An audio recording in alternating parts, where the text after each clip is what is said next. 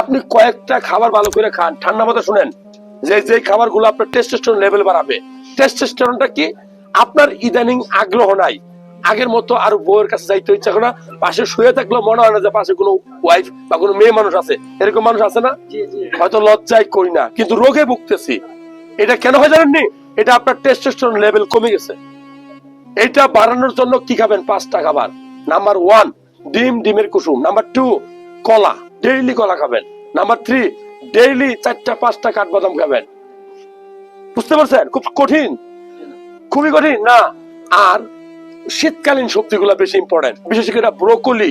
দেখবেন যে নীল কালারের, বেগুনি কালারের একটা সবজি, হ্যাঁ, ব্রোকলি খাবেন, পাতাকপি খাবেন, ফুলকপি। যারা পুরুষ মানুষ কথাগুলো শুনেন, কোন খাবারগুলো পুরুষত্ব বাড়ায়? ব্রোকলি, পাতাকপি, ফুলকপি, ঢেঁড়স। এই ঢেঁড়সকে সরাসরি ঔষধ বলা হয়।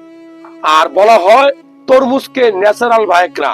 বাজার থেকে ভায়াগ্রা ট্যাবলেট কিনে খাই না, তখন তো শরম করে না, শুনতে শরম লাগে। এই তরমুজ হলো ভায়াগ্রা, এটার বিসিটা ফালাই দেন, আরে বিসির আগে কামড়াই খান।